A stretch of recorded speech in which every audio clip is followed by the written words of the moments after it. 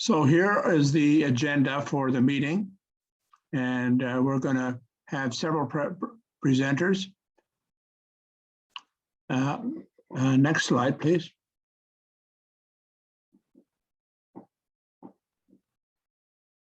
Hi, I'm Amanda Farrell-Lowe. I'm here at the Canadian Institute for Substance Use Research. I'm just going to go over some quick housekeeping things before we get started. I wanted to start by acknowledging the Lekwungen peoples on whose traditional territory the University of Victoria stands today, and the Songhees, Esquimalt, and Wasanic peoples whose historical relationships with the land continue to this day. I know we have folks joining us from all over, so if you would like to acknowledge the territory that you're on in the chat, that would be appreciated. And I do want to just say that I think it's particularly important to reflect on these types of things when we're talking about things like alcohol and other drug policy, which have disproportionately impacted Indigenous people in Canada and in North America. So just a little bit of housekeeping. Our presentation today is an hour and a half long. There will be a couple of times where we pause to do some question and answers. If you do have a question, please use the chat function and put it in there. We will be monitoring it throughout the presentation. So if something comes up and you think of it on the fly and you don't want to forget, put it in there, and we're going to be keeping track of questions to ask our presenters once the question period is open. As you may have noticed, we are recording this video. So if you want to turn off your camera, if you don't want to be seen, that's totally okay. We also won't be recording the Q&A sessions, so feel free to ask questions that won't end up floating around on the internet after. We've enabled live transcription as well. If you want to turn that on, that is sometimes helpful. We do circulate presentation materials after we're done, such as slide decks and recordings and some summaries and French translations when possible. If you are a person who identifies as someone with lived or living and experience, we do offer stipends. You can email our CAPE COP coordinator at the email address below if you would like to be eligible for a stipend. And if you have any questions, please email our CAPE COP coordinator at that email address, or check out our alcoholpolicy.cser.ca website, where a lot of information on our community of practice and our Canadian Alcohol Policy Evaluation Project lives. I do have a slide in French that I'm not going to attempt to read because my French is very bad, but just to note that this presentation is in English, but as I mentioned, we will be having some French materials available to folks afterwards. And then I'm going to turn it back over to Norman. Thank you. I'm very pleased to be able to say a few words about Harold R. Johnson. He passed away on February 9, 2022. He has been many things. He was a son of a Cree mother and a Swedish father, both trappers. Harold Johnson has been a logger, a trapper, and a miner. He studied law and received an MA from Harvard Law School. He was in private practice before becoming Crown prosecutor. He has published 11 books, including Fire, Water, How Alcohol is Killing My People and Yours. As we meet today to discuss more effective response to alcohol problems, it seems very appropriate to honor this Canadian hero, a strong advocate for social justice and effective alcohol policies. Thank you.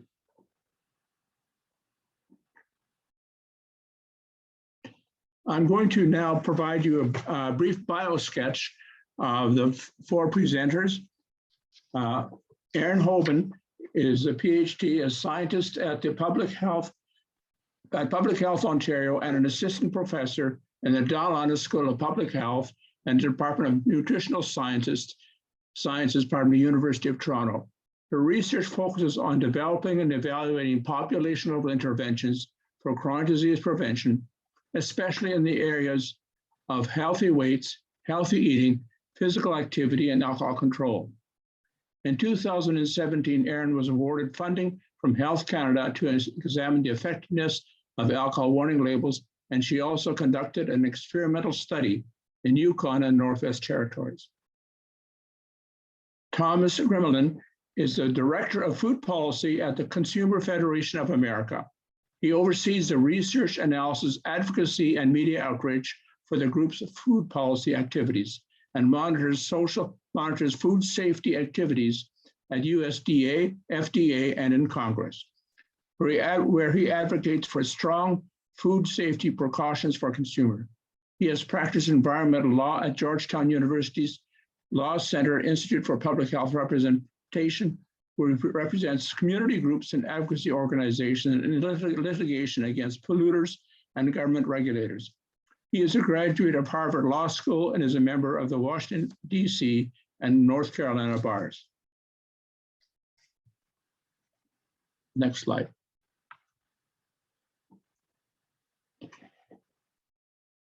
Robert Solomon, Western Law, has been engaged in research and teaching on alcohol and drug policy in tort, criminal, and health law for more than 45 years. He has authored and co-authored approximately 100 articles and book chapters and more than 175 government reports and other studies. Since 1998, Professor Solomon has served as National Director of Legal Policy for Mothers Against Drunk Driving Canada. He has appeared frequently as an expert witness for various parliamentary committees, briefed the Prime Minister and other senior federal parliamentarians, and served as a consultant on numerous government agencies and healthcare organizations. Jacob Shelley is with Western Law and holds a joint appointment with the Faculty of Law and a School of Public Health Studies at the Faculty of Health Sciences. He also has a cross appointment to the Schulich Interfaculty Program in Public Health and is associate faculty with the Rotman Institute of Philosophy. Dr. Shelley is a co-director of the Health, Ethics, Law, and Policy Lab at Western. He has a doctorate in law from the University of Toronto. His primary areas of interest is the proper limits and role of law in promoting public health and preventing chronic disease. In addition, he is generally interested in issues that arise in the interface of law, health, science, and ethics. So I think we're a very prestigious group of presenters this afternoon.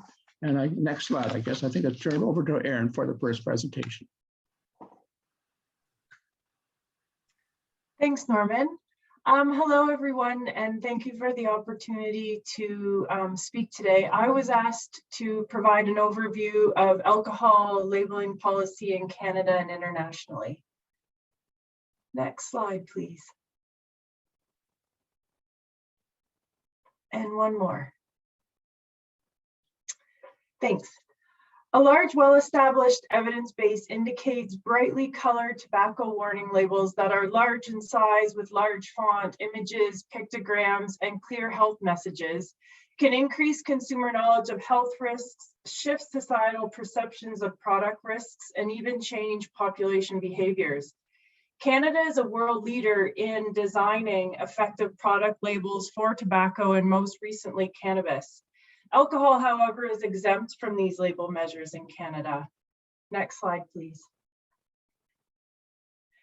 Alcohol is also largely exempt from food labeling legislation in Canada, except for under very specific circumstances, which is interesting given that the most recent food guidance in Canada that was released in 2019 specifically discusses the contribution of alcohol consumption to energy intake as well as its low nutritional value. Next slide, please.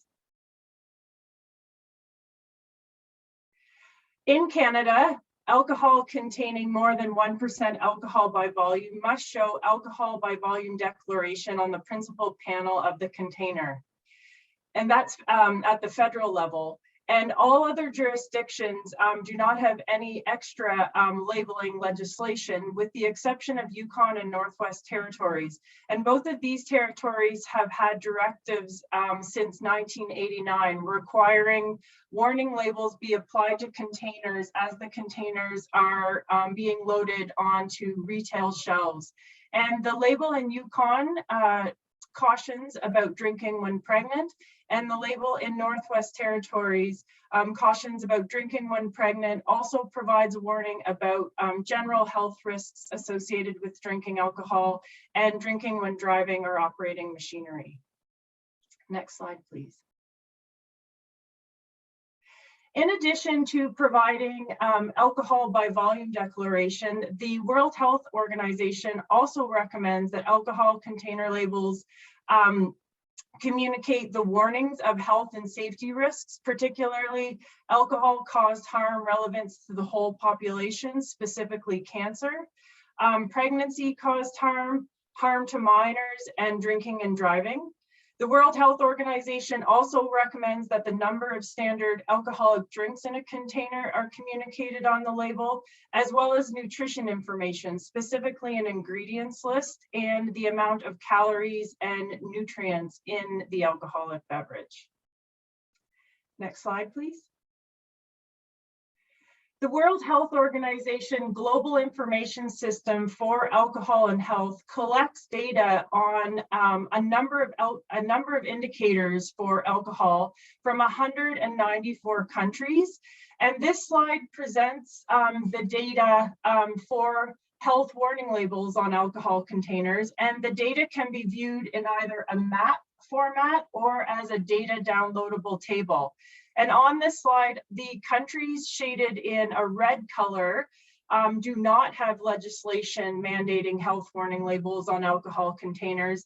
The countries shaded in green do have legislation mandating these labels, and the countries shaded in gray do not have data, and the countries shaded in white do not have data available. Next slide, please. So there are 7 indicators in this information system that are relevant to alcohol container labels. And the data on this slide are presented left to right from the most frequent labeling policy in the 194 countries to the least frequent or prevalent labeling policy. So the most frequent labeling policy across the participating countries is that alcohol content is displayed on containers, and the least frequent policy across the countries is the requirement for the number of standard alcoholic drinks be displayed on the alcohol containers. Next slide, please.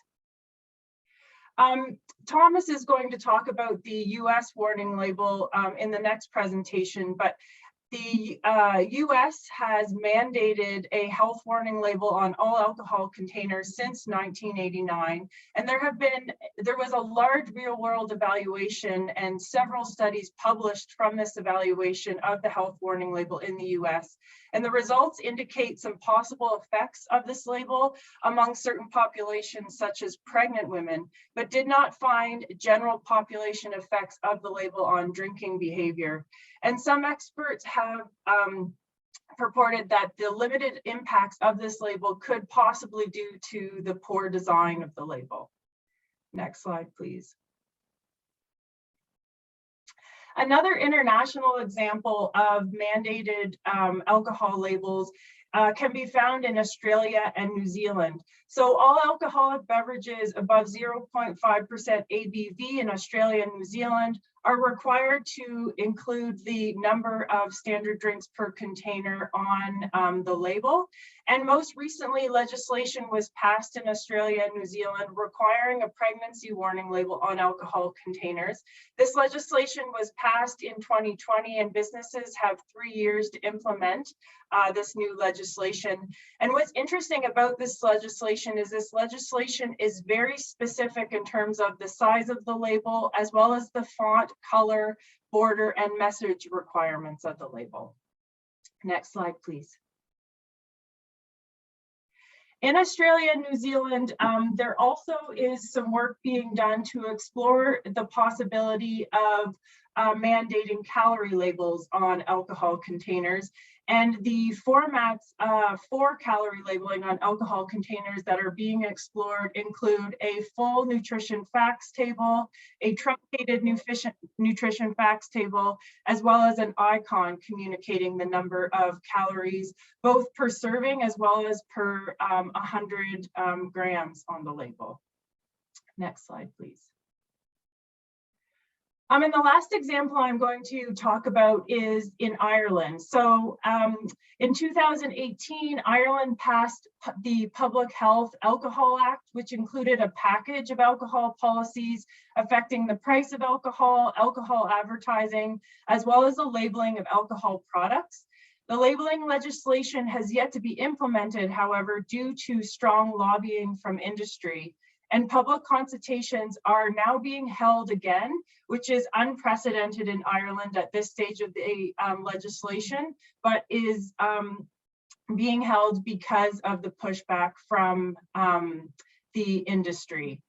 In the legislation mandates that alcohol containers will display health warnings cautioning about drinking when pregnant, a warning linking alcohol and cancer, as well as calorie labeling. What the format or the design of the label will look like has yet to be determined, again, because of the delay in implementing this legislation. Next slide, please. And finally, the point of this slide is to highlight the importance of label design, the format, size, and content of alcohol labels, and that different types of alcohol container labels should not be perceived as single solutions or substitutes for each other, but as potentially complementary tools which provide distinct information and can serve a very distinct purpose. Thank you.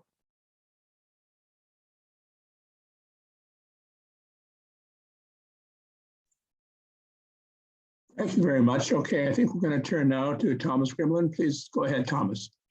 Hi, thanks, Erin, for that very informative presentation. I'm happy to be a part of this discussion on alcohol labels, alcohol warning labels. My name is Thomas Gremillion. I'm the Director of Food Policy at Consumer Federation of America. Consumer Federation of America is an association of nonprofit consumer organizations that were established in 1968. Our mission is to advance the consumer interest through research, education, and advocacy. And today, nearly 300 of our nonprofit members participate in the Federation and govern it through their representatives on the organization's board of directors. I'm going to talk to you about some of the consumer advocacy efforts around alcohol labeling in the US. So we can go to the next slide. And the next slide. So here is the warning label that Erin just mentioned. I was not aware that it's the same as, I believe, verbatim as the label in the Northwest Territories and in Canada. This label has been required by virtue of the Alcoholic Beverage Labeling Act of 1988. Since 1990, that's when the promulgating regulations were finalized. And as you can see, it's in all caps. It's not a rotating warning message. There are a lot of design issues that we would like to see changed. I apologize for the dog barking in the background. Let me know if it's hard to hear me over that. Let's go to the next slide. So just some of the legal background here. We have the warning label I showed you is by virtue of the Alcoholic Beverage Labeling Act of 1988. That applies to all alcoholic beverages with more than 0.5% alcohol. But the other big source of kind of alcohol regulatory authority over alcohol is the Federal Alcohol Administration Act.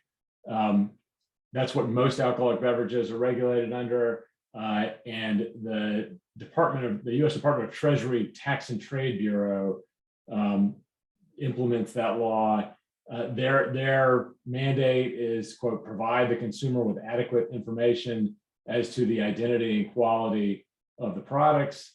The legislative history of this bill indicated that Congress wanted to, quote, provide for the information of the consumer that he should be told what was in the bottle and all the important factors which were of interest to him about what was in the bottle. But so pretty broad authority, right? Nevertheless, TTB, that Tax and Trade Bureau that's implementing this law, currently does not consider this adequate information to include percent alcohol by, how much alcohol is actually in the beverage, calories, ingredients, added sugars, and a lot of the other elements that are required on most other food products and on some alcoholic beverages. And those elements are required, many of them required by virtue of the Nutrition Labeling and Education Act. That was passed in November of 1990, and it applies to this strange little carve out of alcoholic beverages that are regulated by the U.S. Food and Drug Administration. So next slide.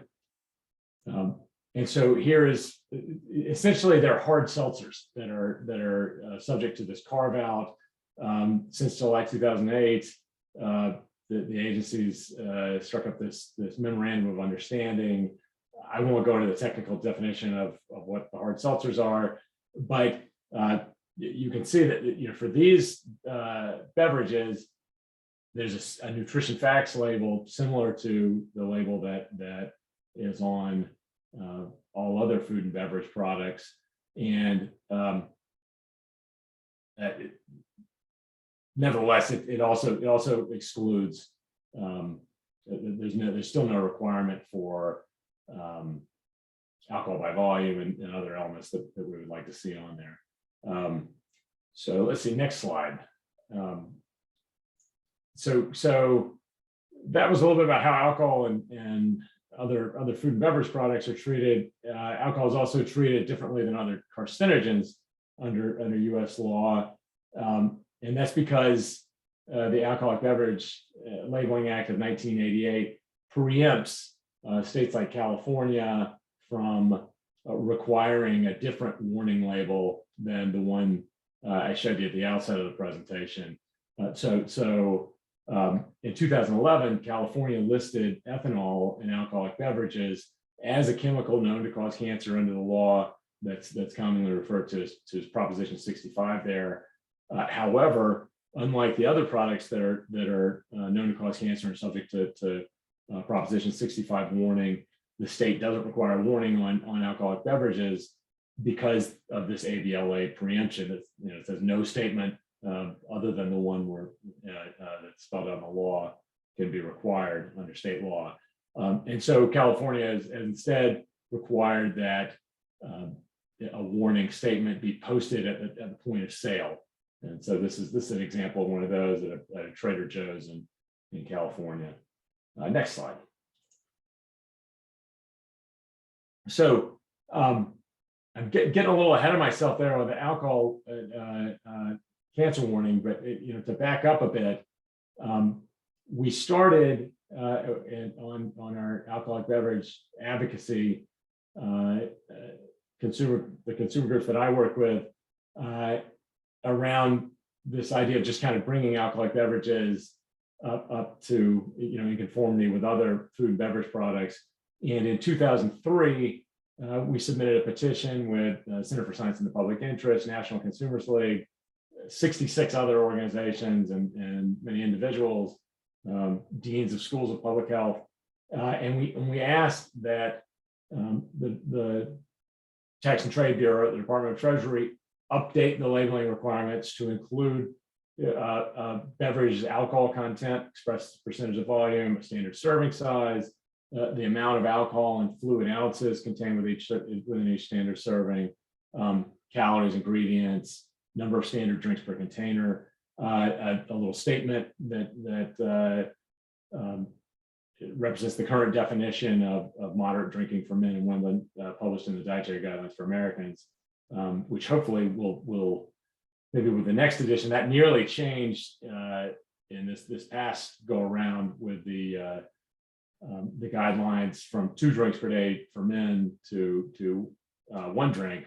It was overruled by the Trump administration, but that was thanks to our friend Tim Namey in large part, I believe, and we, hopefully that will change. But this was the petition.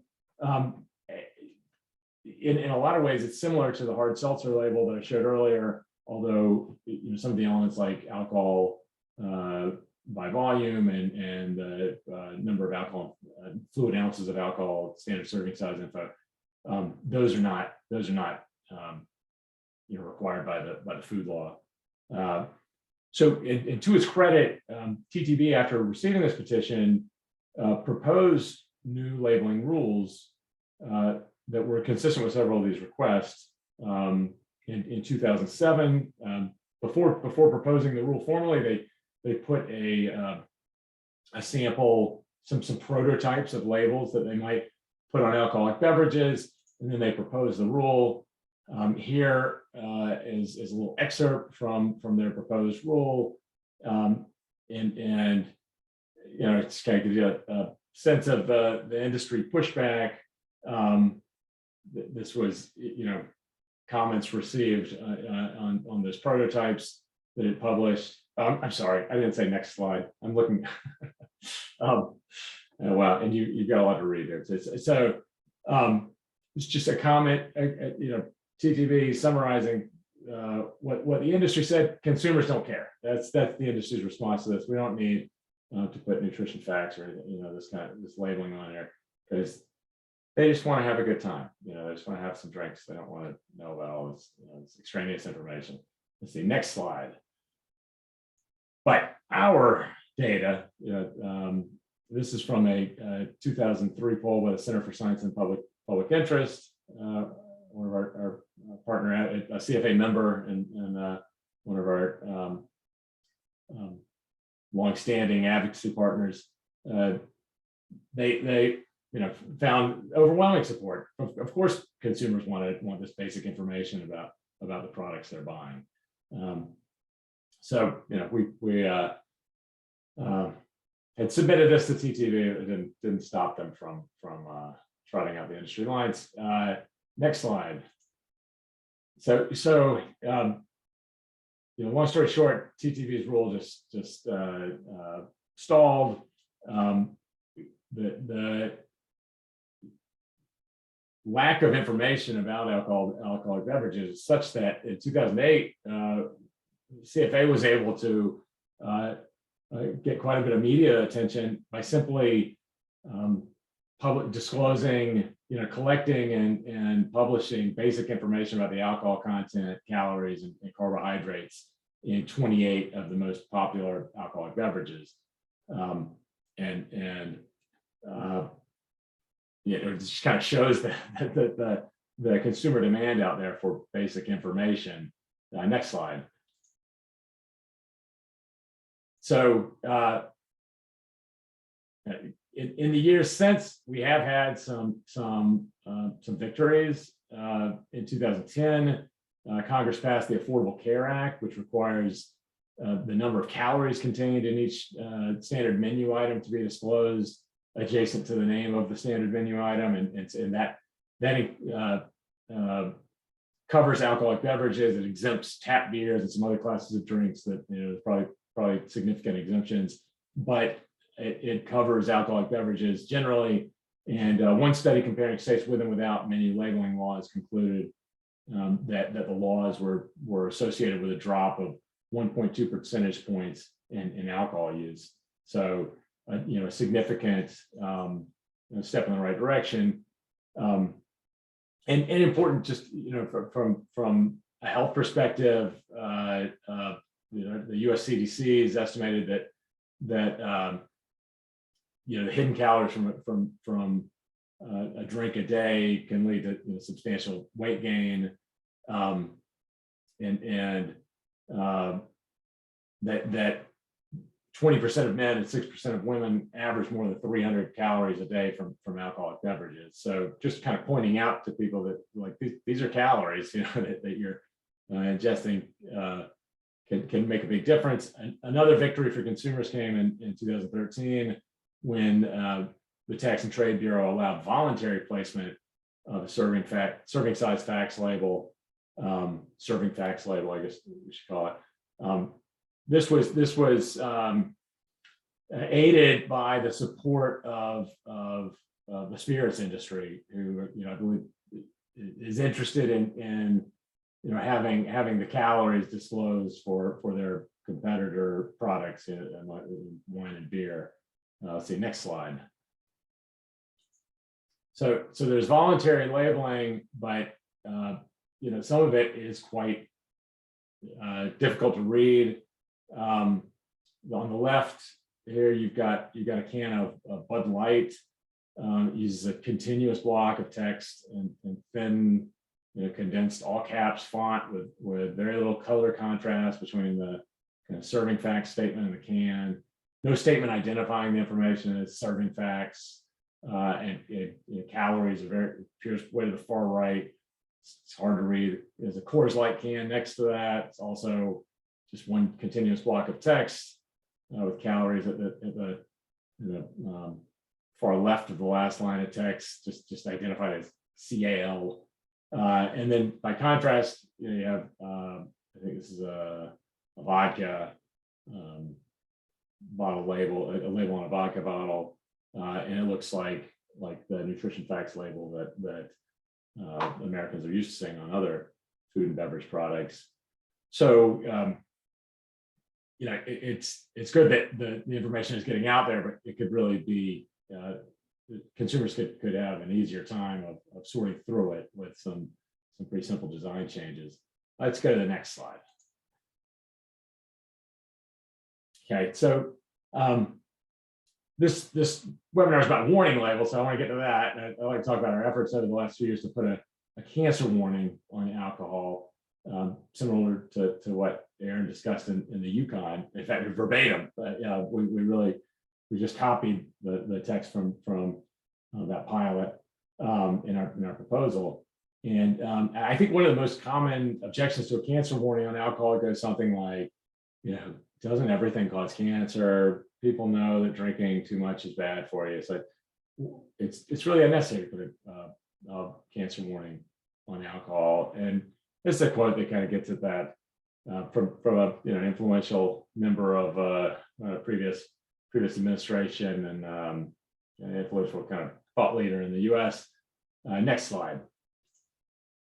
So, everything does cause cancer over time, at least a little, and so it's an objection we have to take seriously. How do we make the case for a cancer warning on alcohol rather than some coffee, say? In our advocacy, we emphasize two numbers: 3 and 1/2. Next slide. So the first number, 3, it stands for third, the third largest contributor to invasive cancer cases and deaths in the U.S. That's according to American Cancer Society researchers. Sure, looking at the participants in this conversation, this is not hardly news, but for most of you maybe,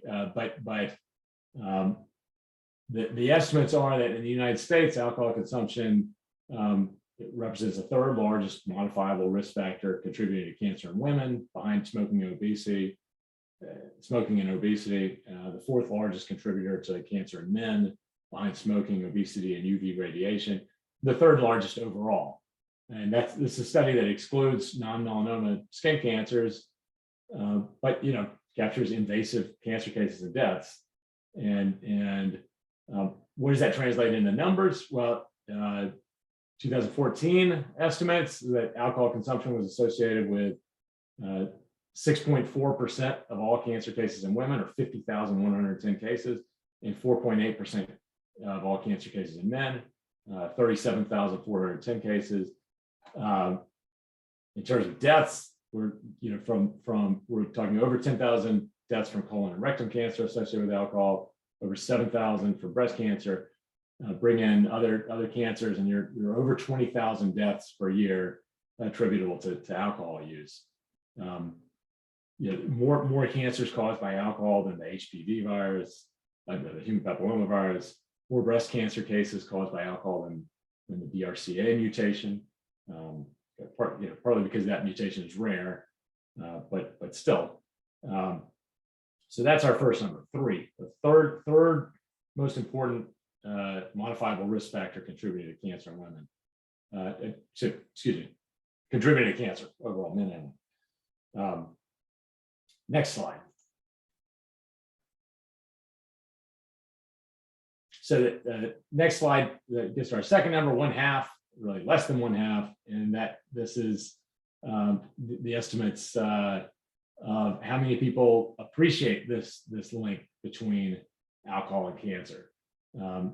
According to recent survey data, just 45% of adults identify alcohol as a cancer risk. American Institute for Cancer Research has run the same survey for years, and it's the proportion of respondents who identify alcohol as cancer risk has stayed pretty steady. Surveys of English consumers have found even lower numbers. American Society of Clinical Oncology has cited surveys of dentists and primary care physicians that find very low awareness of alcohol as a percentage. So we have this gap between the awareness of alcohol as a cancer risk factor and the actual contribution of alcohol to the cancer burden and public health in general. And that's what's motivated CFA and our advocacy partners to push for an update to the health warning statement on alcoholic beverages. Next slide. And in particular, in October of 2020, we filed a petition with the American Institute for Cancer Research, Alcohol Justice, American Society of Clinical Oncology, the American Public Health Association, Breast Cancer Prevention Partners, Center for Science and Public Interest, and the U.S. Alcohol Policy Alliance, to the Department of Treasury's Tax and Trade Bureau. This is pursuant to the Alcoholic Beverage Labeling Act of 1988, which directs the Department of Treasury to consult with the Surgeon General and to notify Congress when an update to the health statement on alcoholic beverages is called for, and to report to Congress. And we pointed out that catalog the scientific research and requested that the agency report to Congress on the need for the cancer warning statement you see here, which is the statement that was tested in the Yukon. Next slide. So I won't go through, in the interest of time, I'm going to skip over this slide. I'll just say when there's a lot of scientific consensus on the connection between alcohol and cancer, and it's not just heavy drinking. And we talked a lot about that in our petition. Next slide. So this slide is it's a little misleading. To make this short, I don't think there's a First Amendment concern with alcohol warning labels like the one we've recommended in the U.S. I have some details about this case for the FDA's graphic warning labels, but a big part of what led the court to strike down those warning labels was this idea that having a picture across the line from just providing factual information to advocacy or a public health campaign to kind of urge people to quit smoking. I don't think the same could be said of the type of warning label we're pushing, and so this Central Hudson test, this standard of constitutional scrutiny would probably not apply, probably a lesser standard These concerns are probably not something that's too much to worry about. The next slide is another case. Here, the problem that got the warning label nixed on First Amendment grounds is that the scientific consensus around whether the chemical glyphosate or the product actually caused cancer in the amounts that would be at issue was not there, and that's very much in contrast to alcohol as well. Next slide. So I just want to briefly mention other labeling related advocacy work that we're involved in. I mentioned earlier that hard seltzers are regulated by the US FDA rather than the US Tax and Trade Bureau. That has the beneficial effect of requiring nutrition facts information on these products. But unlike TTB, FDA does not pre-approve labels. And so that's opened the door to some shenanigans, such as vitamin fortification claims. Here we have, an alcoholic beverage that is touted as a way to get your antioxidants. And of course, alcohol is oxidizing. It actually blocks the absorption of antioxidants by the body. And FDA has shown a strong inclination to not want to think about these cases, and we continue to try to raise awareness at the agency. Next slide. That's it for me. Thank you. Well, you love questions and they're your favorite, and I get to moderate these questions. So over to you, Professor Salmon. Thank you very much. Okay, so I'm going to deal with basically two issues. Do the federal and provincial governments have constitutional authority to enact legislation that would require manufacturers and suppliers of alcohol to include health information, warnings, and graphics on their products? So do they have the power? And the second issue I'm going to deal with is, what is the basis of a civil suits against manufacturers and suppliers for failing to warn of the risks inherent in alcohol use? The easiest thing is to follow along in the PowerPoint that I have. I will apologize in advance. My PowerPoint, as my wife suggests, is not very pointy. Okay, so turning first to the constitutional issues. Does the federal government have constitutional authority to enact legislation requiring manufacturers and suppliers to include health information, warnings, and graphics? Well, there are several bases upon which the federal government could enact legislation that would require the labeling of some alcohol products. However, it's the federal criminal law power that provides the most viable basis for legislation that would require the labeling, health information, and warnings on all alcohol products. This was the basis upon which the Supreme Court of Canada, in a unanimous decision, upheld the very stringent limits on tobacco advertising in 2007. Now, the federal criminal law power is very, very broad. However, a criminal law has to take a particular form. So in order to be a valid criminal law, it has to be a prohibition coupled with a sanction that serves a traditional criminal law purpose, which would include public health. Violating that legislation would constitute a federal criminal offense, and those who were convicted would have a federal criminal record. So the federal government has broad authority under its criminal law power to prohibit. It has limited authority to regulate. Next slide, please.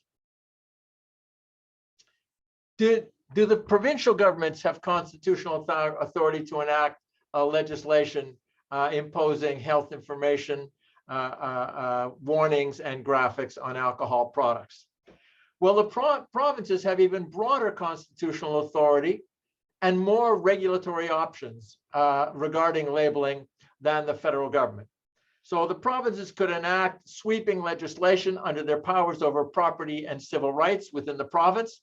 And that basically gives them the authority to regulate all trades and industries and professions within the province. They would have broad authority under their health power, and they would have broad authority in terms of matters of a merely local or private nature. Unlike the federal government, the provincial governments are not limited to creating an offense, a prohibition coupled with a sanction. Each province could create a unique regulatory scheme, which includes licensing and administrative sanctions, as well as provincial offenses. So the provinces have even broader authority, and they can both create offenses in relationship to failures to label, as excuse me, as well as various regulatory schemes. So would alcohol manufacturers and suppliers be required to comply with both the federal and provincial health information and warning label legislation? And the answer is basically yes. Now, if there is an express contradiction between two laws, the federal law will prevail to the extent of the inconsistencies. However, an express contradiction only arises if complying with one law makes complying with the other law impossible. If the laws simply overlap, or one law is more onerous than the other, there's no express contradiction, and both laws would be valid. Now, it's in terms of alcohol labeling, if the federal legislation imposed a host of requirements, and the various provinces imposed a host of requirements, there would be no express contradiction. So despite the cost and inconvenience of being governed by a hodgepodge of federal and provincial labeling legislation, alcohol manufacturers and suppliers would be required to comply with both sets of provisions. Okay, next slide, please. I hope you're on the slide dealing with the charter. I can't see where you are. Okay, would the federal and provincial health legislation violate a manufacturers and suppliers' freedom of opinion and expression under Section 2B of the charter? Legislation requiring manufacturers to attach health information, etc., would infringe freedom of opinion and expression. So there would be an infringement of their freedom of opinion and expression. However, the rights and freedoms in the charter are not absolute, and they may be limited under Section 1 of the charter when doing so is demonstrably justified in the circumstances. Consequently, the alcohol manufacturers and suppliers would have no charter remedy if the government could establish that the mandated health information, warnings, and graphics constituted a, quote, reasonable limit prescribed by law that can be demonstrably thus justified in a free and democratic society. Now, while commercial speech is protected under the charter, it is not considered as important as other forms of communication. So in 2007, as I indicated, the Supreme Court unanimously upheld federal legislation banning almost all tobacco advertising, sponsorship, and it required the prominent display of health warnings and large, full-color, ugly or disturbing images, such as the one below, as a justifiable limit. Now, when you look at this as being demonstrably justified, it's difficult to think what would not be demonstrably justified. So legislation requiring alcohol products to display far more modest health information, warnings, and graphics would be upheld under Section 1, given the annual toll of deaths and social costs that alcohol generates. Now, with the increases in alcohol consumption during the pandemic, the current number of alcohol-related deaths and social costs likely far exceed the 2017 estimates of 18,000 deaths and $16 billion in social costs. Provided it was made clear that the health information and warnings and graphics were expressions of the government, alcohol manufacturers and suppliers would have no viable claim under Section 2B. So the bottom line is both the federal government and the province have constitutional authority to enact a broad mandatory warning, label legislation, health information, and graphics. And that legislation would be upheld under the Canadian Charter of Rights and Freedoms. Next slide, please. So I'm now going to turn and talk about the potential civil liability for failing to inform consumers of the risks. So what is the nature of the duty to inform? All Canadian manufacturers and suppliers, except in Quebec, have a broad common law duty to inform consumers of the risks inherent in the use of their products. So there's no question that they have a legal duty, okay? In Quebec, liability is governed by the Civil Code, which appears to be equally broad in scope, as evidenced by a successful civil suit brought against tobacco manufacturers in Quebec, in which the court awarded $15.5 billion. So it's common law in all of Canada except Quebec. It's civil code in Quebec, but the authority, the scope of liability seems equally broad. Now, the duty to inform is defined in terms of what manufacturers and suppliers knew or ought to have known. So turning a blind eye, being ignorant, doesn't protect you. Also, manufacturers are expected to be experts in their field and undertake research, or at least keep current with existing scientific, academic, and industry literature. The duty to inform is ongoing, and the obligation is to inform consumers of new risks of which the manufacturer knows or ought to know. The duty is generally limited to informing consumers of the risks inherent in the foreseeable uses of the product. However, if manufacturers know or ought to know that their products are misused, they must inform consumers of the risks inherent in the foreseeable misuses of their product.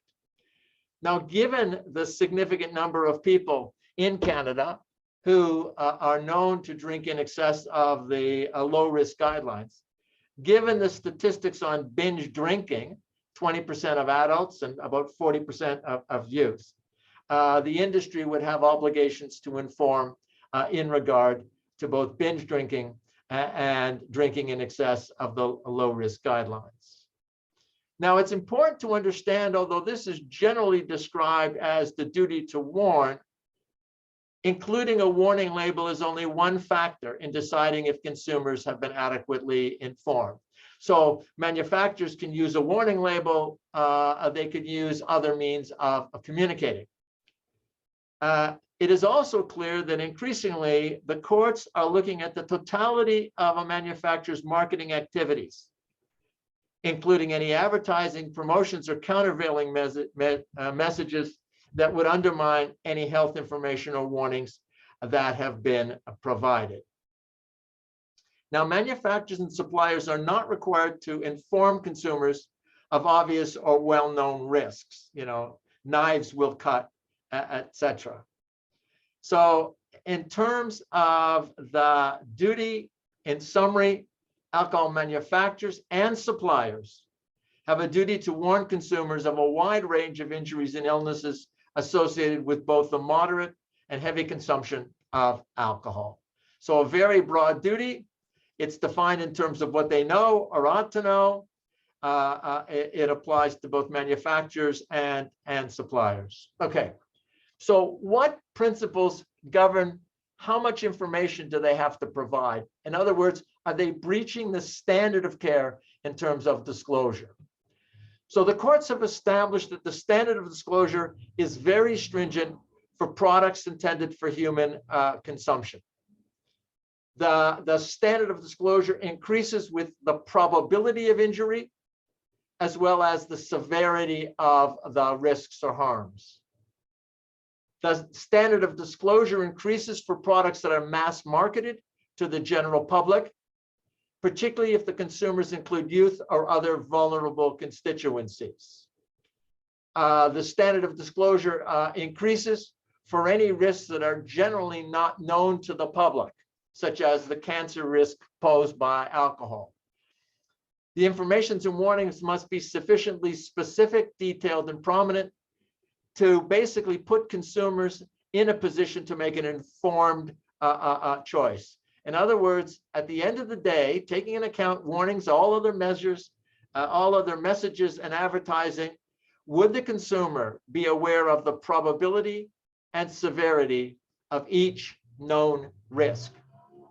Vague general warnings are not sufficient.